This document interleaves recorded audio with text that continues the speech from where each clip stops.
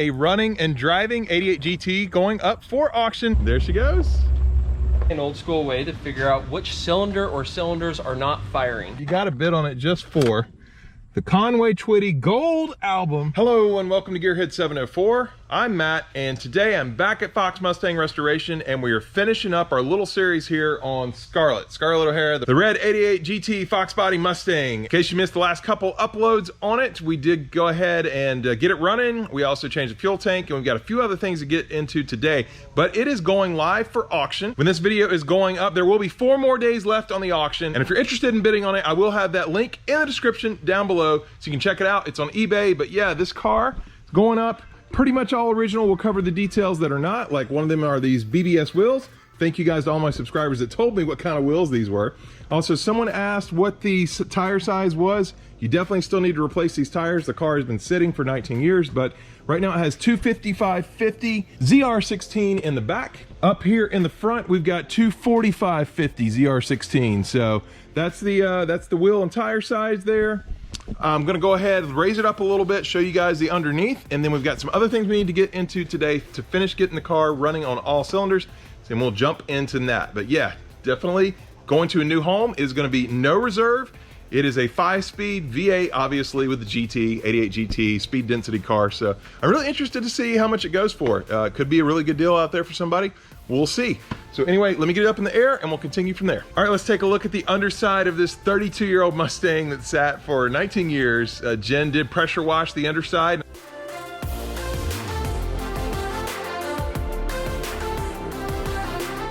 Now, it's still a little dirty, but it's a lot better. I'm gonna go ahead and show you guys that. Of course, Matt and I replaced this, if you didn't see that in the last episode. As far as the body doesn't appear to have really any rust on it. We've got Flowmasters, I highlighted that before. Off-road H-pipe. I mean, other than that though, it's pretty much all stock. We've got, here's the underside, it's solid. This is dirt here. So this looks pretty good, and stock K-member. So yeah, we're looking pretty good here underneath.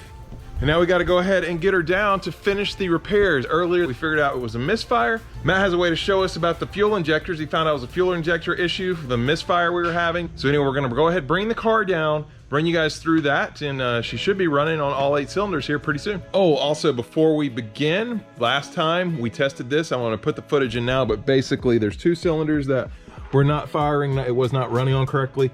Matt had a little test. It was 6 and 2. So I'm gonna go ahead and put that footage in right now so you can see what the results were and how we figured that out. So you've got a little tip here for us today. Yep, this is a real easy way, an old school way to figure out which cylinder or cylinders are not firing. Just take some rubber hose, about 2 inches long or so. Pop the wire off, slide it over that. Slide the wire over that rubber hose. The electricity, there's so much voltage, it will jump from there to here to be able to still fire the cylinder.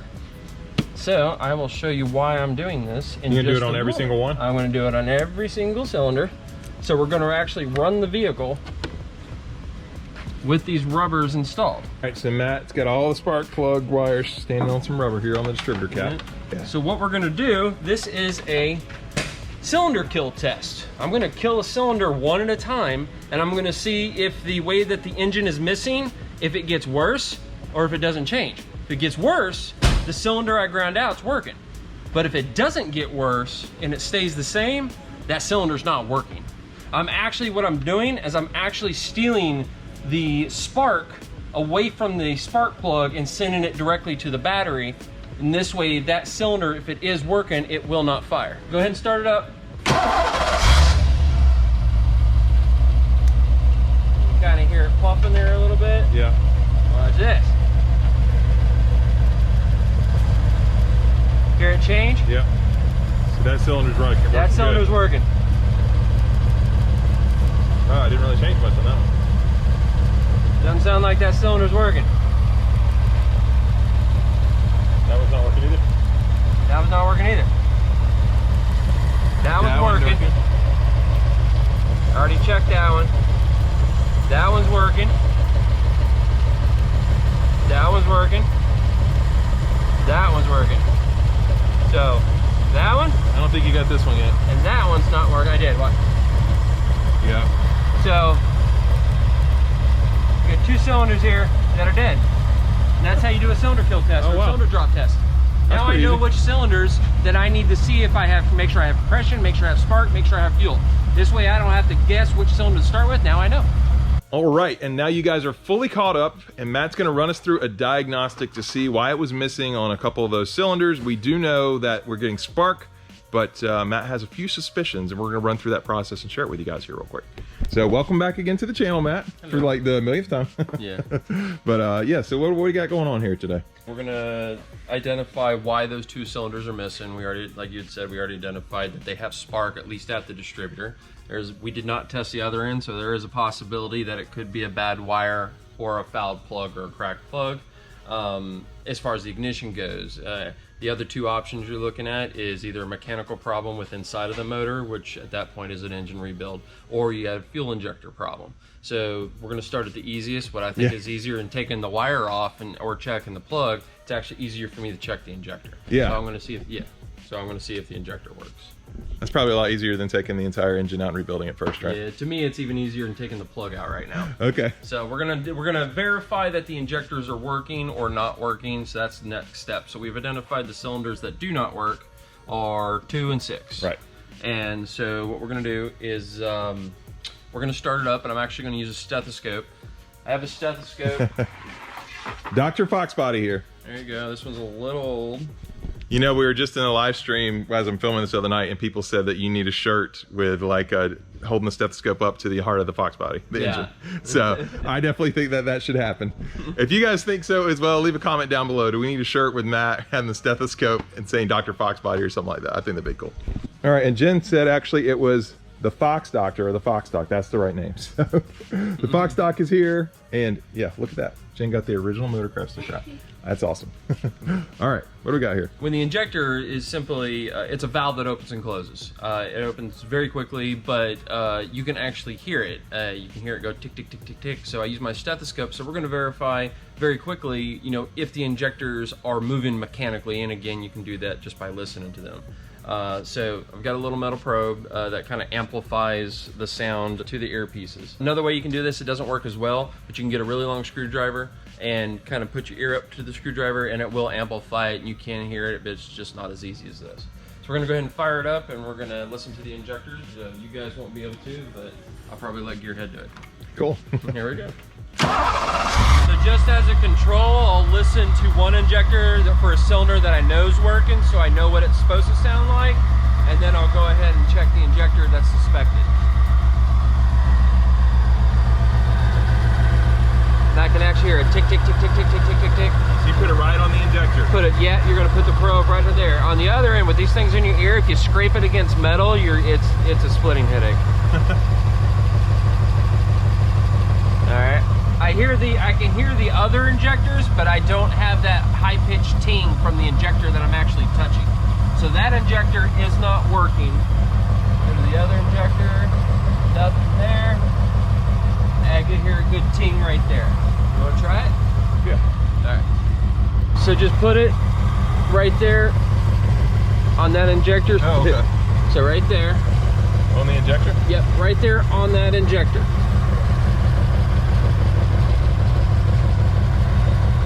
Push it against it. Do you hear that ting, ting, ting, ting, ting? Tick, tick, tick, tick. Now this is the dead one. Put it on that injector, right there.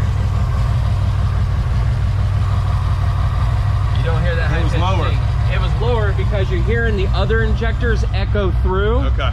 But you're not hearing that particular injector working. Okay. Okay, guys, I'm not sure how the audio came out on that last one, so I'm gonna go ahead and just explain real quick what we did. I was able to stick this probe directly onto the injector, and I could hear the tick, tick, tick, but when I stuck it on, I think that was 2 probably. Yeah, when I stuck it on 2, I couldn't hear that anymore, so that's kind of neat. You can do that on each injector? Yep, you can do it on each injector to determine if they're working or not, but yeah, if you don't have that high-pitched ting and you just hear like a real low ting, you're actually hearing the other injectors echo through that one. That's what I heard. I heard the low. Through the rail and through the fuel. At this point, we know that those injectors are not mechanically working. They are not, the little needle is not coming down on the pintle and sealing, so that needle is just stuck, it's not moving. So at this point, now that we know that's not working, it can either be a bad or clogged injector. I mean, the car did sit for almost 20 years. It could have some, old fuel gummed up in there. The electrical windings for the injector could be bad. But either way, at this point, we know it's either a mechanical injector or possibly a signal from the computer. So the next step is to check to see if the computer is telling the injector to come on. If I don't have a signal from the computer, then the injector may still be good, but I got to get the computer to tell that injector to work. But if we do have a good signal, then we know it's a bad injector. Period. Okay. So to check the electrical signal, don't even need a voltmeter. I'm going to use something called a Noid light, and it's basically an LED light that's made to plug into the harness, and it's going to flash if the injector works or if it's getting a signal. And that'll tell us if it's getting the signal from the computer. Yeah. Okay. So this is the Noid light. You can pick them up at any auto parts store. It's the little Bosch style for the Bosch injectors. And all we're going to do is one of the injectors that isn't working, we're going to take number 2 right here. We're going to unplug the injector. It's not working. We're going to fire the car up. The injector's not working anyway, so it isn't going to affect how it runs. It's still going to run like crap. So just simply going to take those 2 prongs, stick it in right there where the injector would have been. Okay. So we're gonna go all right, let's start it up and find out. Yeah, let's fire it up. Now again, we know the injector's not clicking, so if we have a signal, we have a bad injector. Ready? Yep.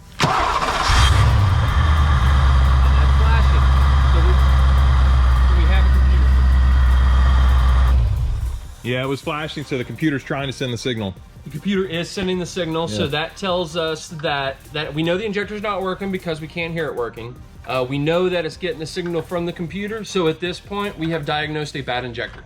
Okay. Or we actually have 2, because I've already tested the other one, and the other one has a yeah, signal you tested the other one off camera, same way, so. Yeah. So I've already got 2 after I just bought 2 new injectors from the parts store, and gonna throw them in.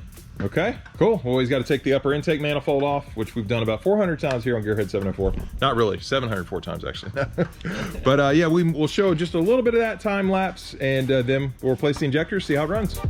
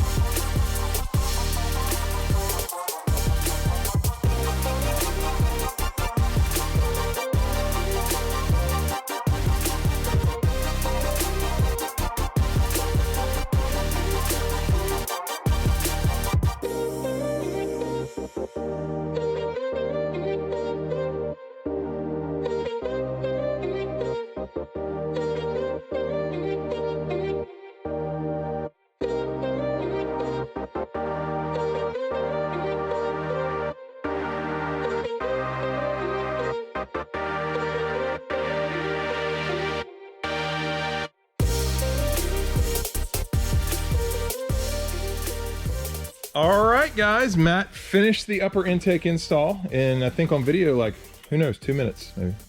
Yeah, took that long in real life, right, Matt? Exactly. I'm not helping him today, guys, because I threw my back out. That's at least the reason I'm telling him. But anyway, right now, we're going to find out if it's missing. So injector's replaced. It's going to be a little funky at first because it's got to fill the fuel rails back up. And you also went ahead and replaced all the O-rings as well. Yeah, I replaced all the injector O-rings because I had to take the fuel rail off to do the 2, so I didn't want to have to go and do it again for leaking O-rings, so I just put all new O-rings on. Might as well. And before you start it, I do want to tell people, in case you want the details of how to do this, we've got 2 videos up on it. One's in a full GT40 intake install playlist. I'll leave a link in the description down below to that in case you guys want to know step-by-step what Matt just did. So here we go. Let's see what happens. It's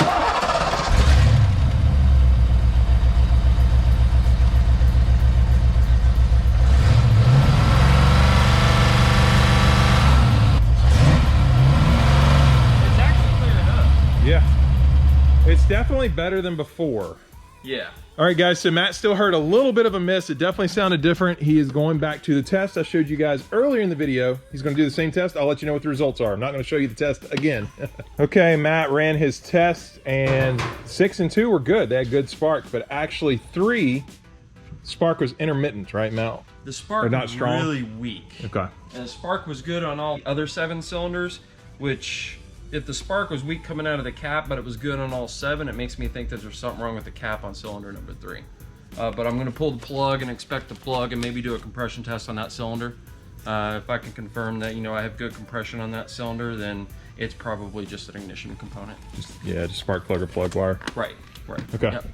So he's gonna try that real quick, see if that clears up, but it definitely, on the other two cylinders, seem to be doing a lot better. So we'll see what happens. I just wanna say, whoever does end up with this car, they're gonna end up with nice tires and interior. Look at Jen, she's working right there cleaning the tires.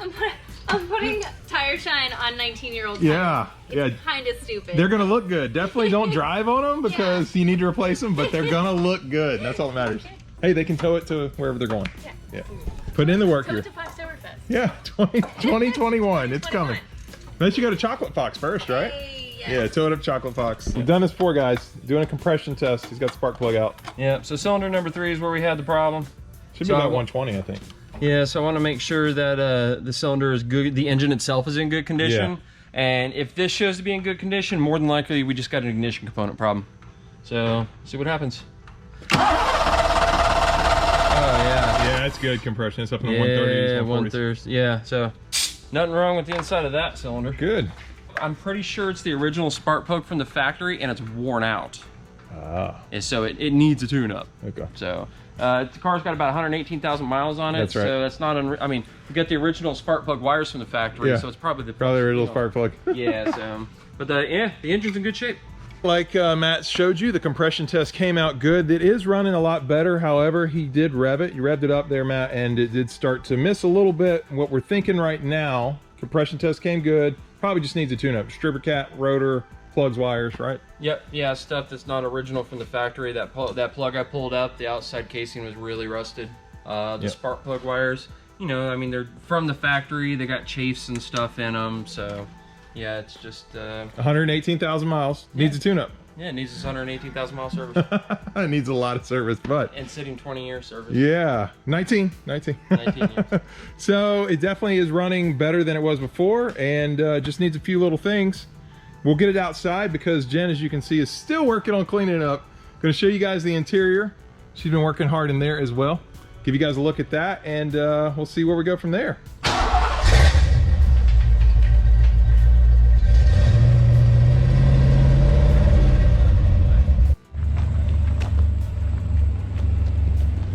Running under its own power this time. Doesn't need Matt to spray carburetor cleaner in it. All right, guys, Jen drove the car out here under its own power.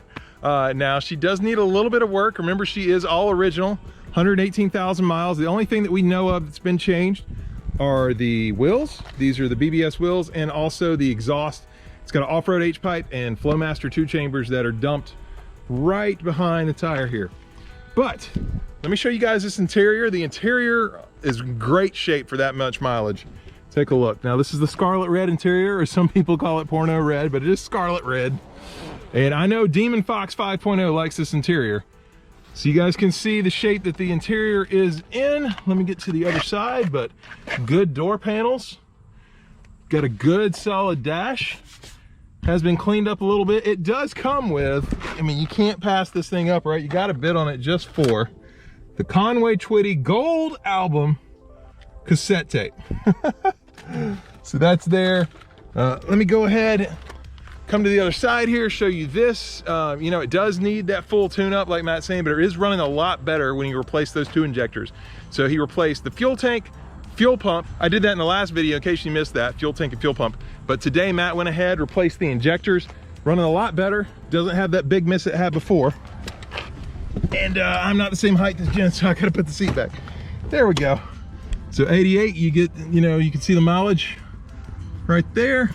18,137, has rolled over before, but 5-speed, yeah.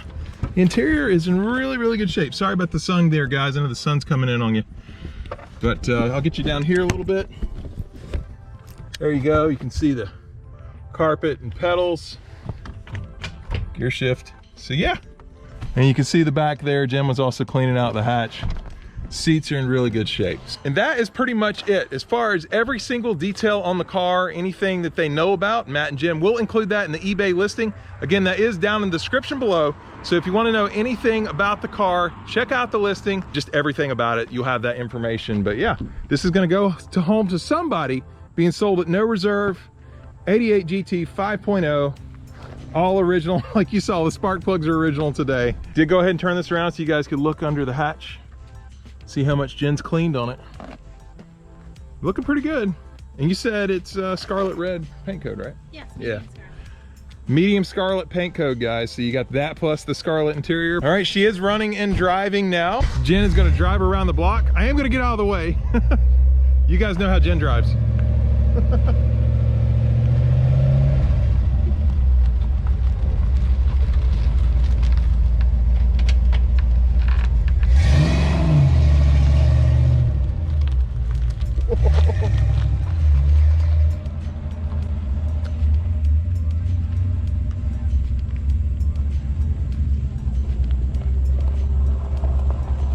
There she goes. So there you have it, a running and driving 88 GT going up for auction. You guys know all the details, we've covered everything, but if you want full details on everything on this vehicle, check the listing below. The auction is gonna last, again, if you're seeing this on Wednesday, when it goes up, it's gonna last 4 more days. It's gonna end on Sunday, this upcoming Sunday. So definitely check it out if you are interested in owning this pretty much all original 88 GT FOXBODY Mustang. That's it. That's going to do it for this one. I've really enjoyed this series with Scarlett. Getting to be around this car was pretty cool. Got to do a fuel tank install myself. Never done before, so I'm ready for the SSP on that. And that's pretty much it on this one. So hope you guys enjoyed this video. If you did, please hit the like button. That helps me out a lot. If you're stopping in for the first time, we do a lot of FOXBODY stuff on here. So please subscribe. I also upload 2 times a week, every Sunday and Wednesday. So you can count on that consistent content. And yeah, that's pretty much it. We'll see you next time here on Gearhead 704. With these rubbers installed. It's always good to have your rubbers. It is. I'll probably have to cut Install that. those rubbers, friends. Yeah. You don't want to run in this test without the rubbers. Wrap the rascal. Man, it's like this ain't going in. We're delusional. And I lost the wire. How'd you do that? Buzzing off one ear. Yeah. I didn't eat much today, so maybe so. Oh, yeah. Bzzz.